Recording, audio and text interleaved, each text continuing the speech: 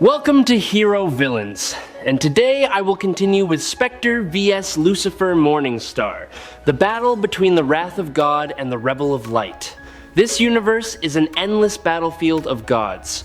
The DC universe is not short of omnipotent entities.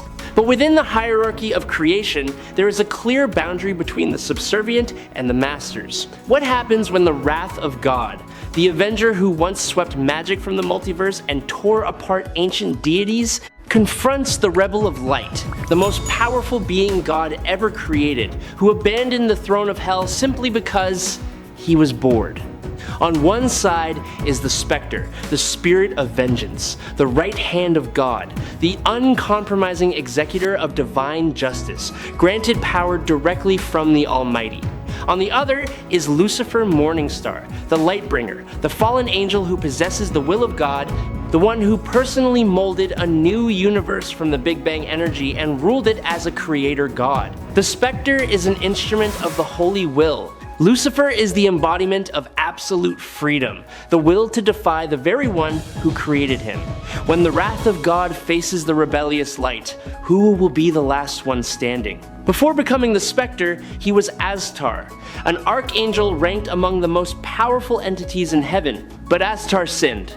Not a sin of darkness, but the sin of inaction when Lucifer began his rebellion. Astar witnessed it. Astar hesitated, and that hesitation, in the eyes of heaven, was complicity. Astar was transformed into the Spectre, the living wrath, the embodiment of divine justice and punishment. From this point on, he was no longer an individual. He was a function, an instrument, a weapon given form. And that weapon was tasked by God. Punish the wicked, execute cosmic justice. But unlike Lucifer, who proudly accepted his fate and built his own kingdom, Astar knelt and begged for forgiveness. And God answered. Astar was reborn not as an angel, but as something more. The Spectre, the spirit of vengeance, the embodiment of divine wrath, given the mission to punish all sin in creation. But absolute power needs an anchor. The Spectre cannot exist independently, but must bind to a human soul, a host, to gain a perspective on good and evil, so that the wrath does not turn into blind destruction. The most famous hosts include Jim Corrigan, a detective wrongfully murdered, and Hal Jordan, the legendary Green Lantern who sought redemption after becoming Parallax. When merged with a host, the Spectre becomes one of the most powerful entities in DC, second only to the Almighty himself. But when there is no host, when the Spectre force becomes unbound, that is when the nightmare truly begins. The Spectre is not just strong, he is the embodiment of the concept of punishment. His power is nearly infinite and is limited only by the will of God. The Spectre can manipulate reality, matter, energy, time, and space on a multiversal scale. He does not fight in the conventional sense, he judges. One of the most terrifying feats of the Spectre was during the Day of Vengeance event, when he, in a state of madness, single-handedly swept away nearly all magic from the DC multiverse, killing hundreds of powerful sorcerers, destroying Shazam, an ancient wizard who once empowered Captain Marvel, and turning the Phantom Stranger into a mouse. The Spectre is a purely spiritual entity. He has no physical body to be destroyed. He has existed since the dawn of creation and will continue to exist until the final day of judgment. His power comes directly from the presence, making him one of the most difficult beings to erase. The Spectre possesses the ability to alter his size infinitely, from a speck of dust to larger than galaxies, and his power increases proportionally with his size. He can erase existence, resurrect the dead, and most importantly, strip the power of any being he deems unworthy. He does not need to punch, he only needs to pass judgment. When in his unbound state, unrestrained by a human host, the Spectre has been described as having power rivaling that of Michael Demiurgos and Lucifer Morningstar. In the Day of Judgment event, when heaven and hell were out of balance, the Spectre single-handedly prevented the collapse of the entire fabric of reality. He did not fight an enemy, he fought the chaos of the universe and won. The Spectre turned a living planet into a giant block of salt, not because he wanted to, but because it was a deserved punishment in his eyes. A planet, entirely, in an instant. The Spectre erased all of Earth's magic during the Infinite Crisis event, an act equivalent to shutting down the power of an entire magical civilization with a single gesture. The most terrifying point, the Spectre does not need to touch his opponent to kill them. He needs no contact. He just needs to judge. And when judgment is declared, the punishment occurs. Nothing can stop it, unless God intervenes or the victim is not considered sinful in the eyes of cosmic law. Manipulation on a cosmic level. The Spectre can rewrite matter, energy, space, and time at will. He does not launch attacks. He alters reality until the opponent no longer exists in their original form. The Spectre's body can be destroyed, but he will regenerate. Always. He cannot be killed in the conventional sense. To destroy the Spectre, you need to erase the very concepts of justice and punishment from the universe. The Spectre can see into the soul of any entity and determine their guilt. Once guilt is confirmed, punishment is executed instantly. No hitting, no fighting, no negotiation. The Spectre is not absolutely invincible. He has clear limitations. First, he needs a human soul as an anchor. Without an anchor, the Spectre can lose control, becoming a storm of destruction with no purpose. And paradoxically, an unanchored Spectre is sometimes weaker in terms of combat focus. Second, the Spectre's power depends on the will of God. If God does not permit it, the Spectre cannot act, or if he acts, he will face a backlash from his very source. Third, the Spectre can be overcome by an innocent person. If the opponent is utterly without sin, with nothing for the Spectre to latch onto, his power of judgment is meaningless. This is a point that Lucifer Morningstar can exploit. I really hope you subscribe to the channel. It will help us a lot, and you are the most wonderful person. Thank you very much. Now, forget about the Spectre for a bit. Meet Lucifer Morningstar, the angel who refused to bow, the infernal entity. Before there was light, Lucifer existed. He was Samael, the first and most perfect angel created by the Presence.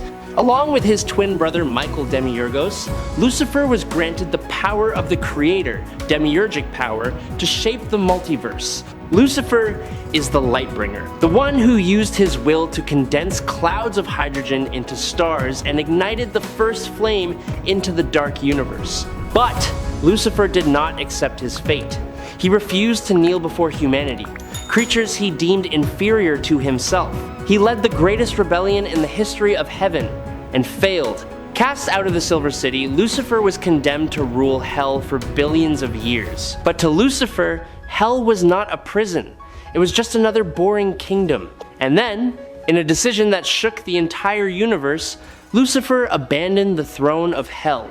He evicted all the demons and tormented souls, sealed the gates, and handed the key to dream of the endless.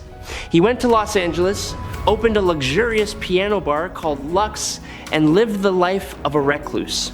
Lucifer did not seek power. He sought absolute freedom, the one thing that even God could not grant him. Lucifer is not just a fallen angel. He is the second most powerful being in all of creation, second only to the Presence.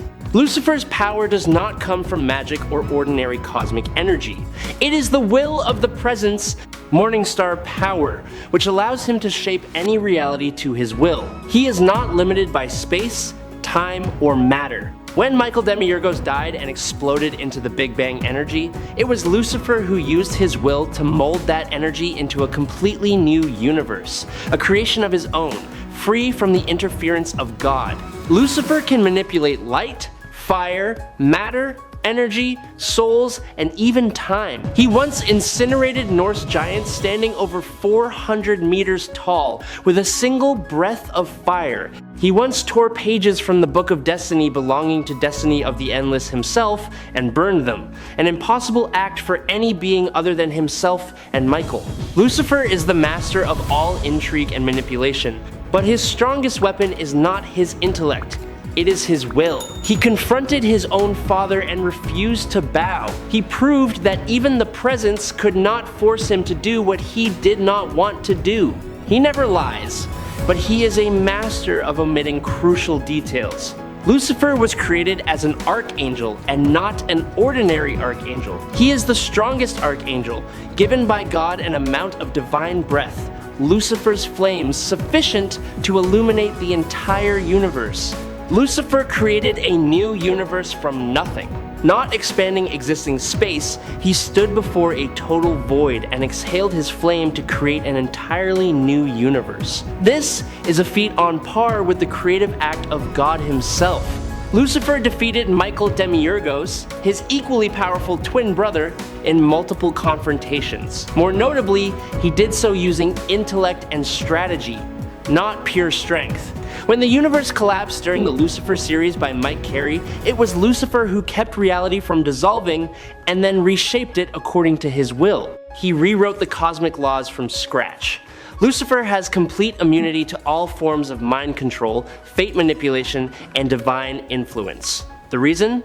He has chosen himself. He has defined himself outside the scope of anyone, including God. The flames of Lucifer. With this flame, Lucifer can create matter from nothing and erase matter into nothing. Not transformation, total creation and erasure. Incinerate anything that exists, including abstract concepts. His flame has been described as being able to burn an idea, not the object carrying the idea, but the idea itself. Create a private universe with different physical laws, and within that universe, Lucifer is the absolute God. Lucifer is not invincibly. He can be harmed, and he has been harmed. In some battles, he lost, not for lack of power, but for lack of information or being attacked unexpectedly at a blind spot. He is also bound by his word. Lucifer is famously incapable of lying. This is a tactical weakness. A clever opponent can exploit this consistency to predict his actions. And here is the most important point.